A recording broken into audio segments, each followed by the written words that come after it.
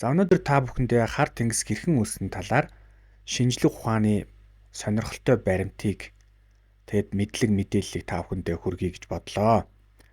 За хар тэнгисийн талаар ямар таамаглал байдаг вэ гэхлээр хар тэнгис бол а, олон мянган жилийн өмнө нуур байсан юм а гэсэн таамаглал байгаа. Тэгээ хожимоо тэнгис болсон юм а. Зарим үедээ хар тэнгис Black Sea эсвэл Black Lake гэж ингэж нэрлэгдэг. За тэгэхээр энэ яагаад тэнгис болсон талаар маш сонирхолтой олон шинжлэх ухаануудын хоорондын огтлолт дүгнэлтэн дээрээс хар тэнгис болсон талаар мэдээллийг хүргэнэ. За эхлээд мэдээж хар тэнгисийг ярихын тулд хар тэнгис хаана байдаг, ямар онцлогтой газар болохыг дурдаад за тэгээд миний подкастн дээр гарч буй зарим англи газар орны нэрийг за мөн үгсийг та бүхэндээ тайлбарлая. Тэгээд энэ хажуудалд бол бичсэн байна. За би аль болохоор монголоор яриад хажууд нь тухайн үгийг англиар ингээ хэлээд хажууд нь ингээ тайлбарлаад ингээ явж байгаа. За энэ давхар санаа нь бол та бүхнийг шинжлэх ухааны үг, англи үг хэлгээ сайжруулахад, ялангуяа байгалийн шинжлэх ухааны үг хэлхийг сайжруулахад хэрэг болох үүднээс ингээд давхар хийж англи үгсүүдийн давхар ингээ хавсархаж явж байгаа шүү. За мэдээж буруу зөв дуудсан тохиолдол байвал уучлж өршөөгөөрэй. Бас энд эдгээр үгнүүдийг хэрхэн яаж дуудахыг зарим нь бас хазгаа мөрөй дуудах тийм тохиолдол бас байгаа. За эхлээд хар тэнгисээ эхлээд харъя.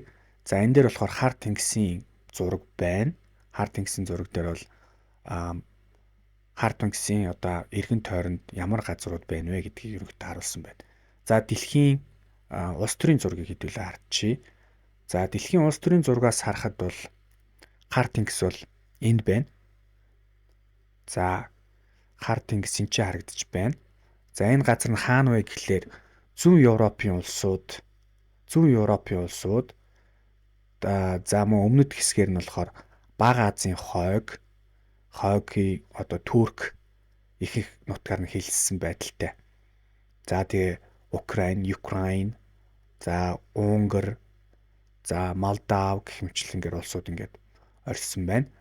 За энэчнээс ингээ харах юм бол хар тэнгис маань өөрөө Атлантын далай нэг бүрэлдэхүүн болсон газар дундын тэнгисийн бас нэг бүрэлдэхүүн тэнгис болж таарлаа. Тэгтээ их газрын гүн рүүгээ шургасан ийм тэнгис байна. За энэ тэнгисүүд дээр тэнгисийн эргэн тойронд ямар газар зүйн одоо объектууд байна вэ? Тэрийг хэдүүлээ мэдчихээ дараад нь ярил илүү сонирхолтой байх. Энэ зураг дээрээс харахад бол бас нэлээд олон түүхтэй холбогдож байгаа. За эртний Бага Азийн хойгийн эртний улсууд, за Иран, Иракийн нутаг бол ялангуяа Иракийн нутаг бол нөгөө эртний Вавилон, за Шумерийн соёл иргэншил тийм ээ. За Ассирчүүдийн талаар за энэ түүхтэй мэдээж холбогдож байгаа. За бүр наашлах юм бол одоо Израиль, Палестины түүхтэй ч гэсэндээ холбогдно. Миний яриан дээр бас гарна. За ийм байна. За энэ дээр болохоор хар тэнгис маань болохоор Эзовын тэнгис, Sea of Azov гэж байна. За Босфорын хоолой гэж нэрлэдэг. Энэ болохоор Марморын тэнгис болон газар дундын нэгс хоёрыг холбож байгаа юм усан байгалийн цаанаас нь үүссэн юм Bosphorus Strait гэж нэрлэж байгаа. Ийм хоолой гэж нэрлэнэ. За ийм хоол байна. За Марморын тэнгис буюу Marmara Sea of Marmara гэж нэрлэж байна. За дараагийнх нь болохоор Эгийн тэнгис гэж нэрлэж байна. Энэ Эгийн тэнгис гээд бас газар дундын тэнгисийн нэг бүрэлдэхүүн тэнгис. Ер нь бол хар тэнгис бол тэр чигээрээ одоо газар зүйн ухаанаар бол дотоод тэнгис гэж нэрлэдэг. Энэ бол их газрын гүн рүүгээ орсон ийм онцлогтой.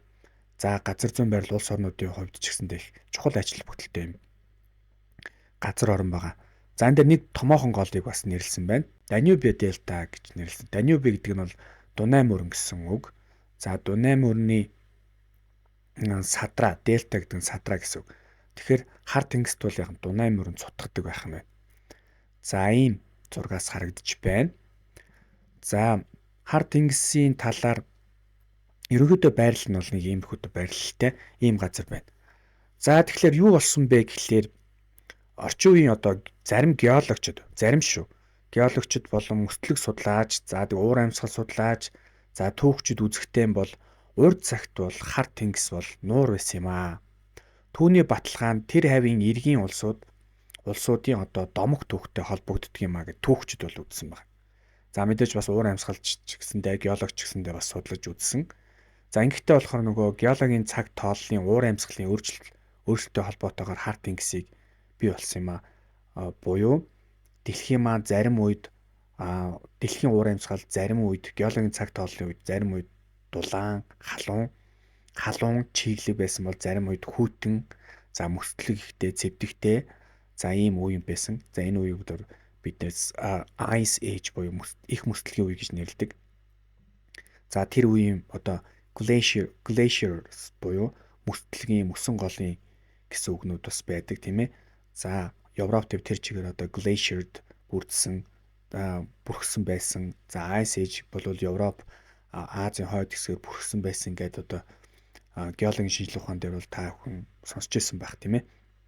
Жишээлбэл сүүлийн үеийн судалгаагаар за 7600 жилийн өмнө хар тэнгисийн бүс нутаг нь жижигхэн цэнгэг ус нуур байсан бөгөөд түүний эргэн тойронд эртний хүмүүс суйрангууд оршиж байсан. За одоо энэ зураг дээрээс харах юм бол ийм нуур байсан байна. Тэгэхээр энэ гүн цэнхэртэй хэсгийг тойроод эртний суйрангууд, эртний улсууд байдаг байжээ. Хүмүүс амьдран суудаг байжээ.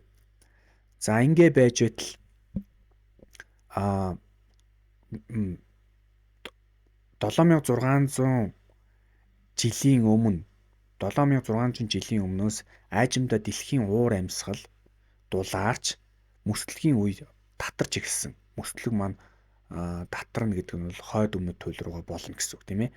За тэгэнгүүт нөгөө далайн түвшин маань нэмэгдэж эхэлсэн. Дулаараад эхлэнгүүт за ингэнгүүт Атлантын далайн түвшин нэмэгдэж улмаар газар дундын далайн түвшин бас түүнийг дагаад нэмэгдсэн. Газар дундын далайн түвшин нэмэгдэж эхлэнгүүт нөгөө Эгийн тэнгис болон хар тэнгис хоёрыг холбож байсан Босфорын одоо ийм хуурай даланг одоо нөгөө Эгийн тэнгисийн ус давж бялхаж хар тэнгис рүү зутгасан гэсэн үг.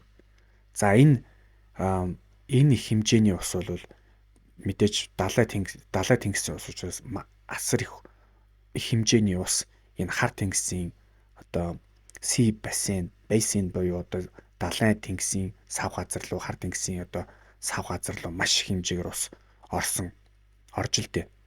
За энэ нь бол зүүрлэх юм бол Америкийн нэгдсэн улсын байдаг нөгөө Ниагарагийн хүрхрээнээс 200 дахин том хүрхрээтэй тэнцвүүч хэмжээний ус өдөр цаг тутамд юулэгдэж байсан гэж үзэж байгаа. За энэ их усны урсгал нуурын түвшинг өдөрт 10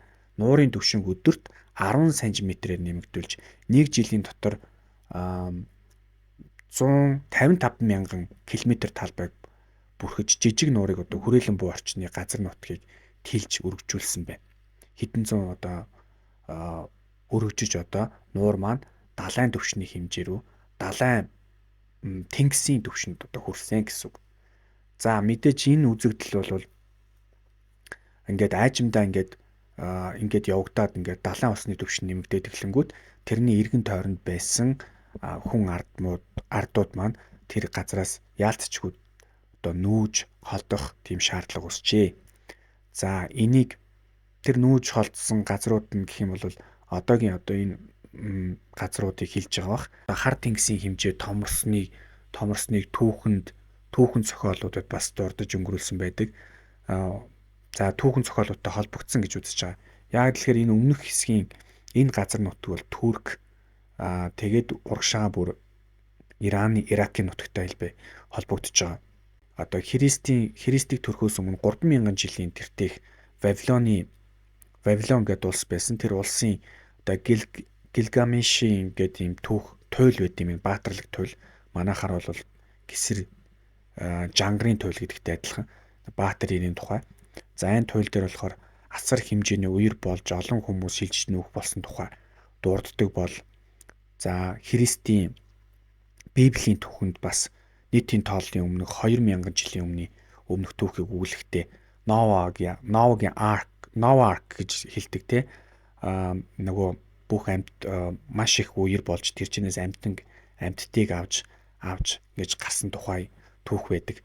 За энэ түүхүүд бол түүхтэйгээ холбогдоод магадгүй хар тэнгисийн их усны талаар за энэ Босфорын хоолоогоор хэмжээний ус нэвтэрч Босфорын хоолойн тэр хавцаа байсан хүмүүсийг одоо асар хэмжээний ус нэвтэрж үер болсон талаар холбогдсон ийм бодит түүх байж болцсошгүй гэж үзсэн байгаа.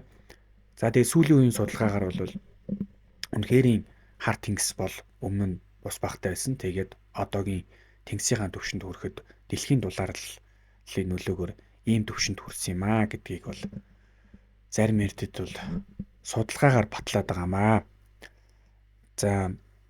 За энэ дээрээс юу гэж хэлэх гээд байна вэ гэхлээр дэлхийн ур амьсгал бол дулаарч бас хөрж байсан. Энэ одоо дэлхийн үүслийнхаа түүхэнд.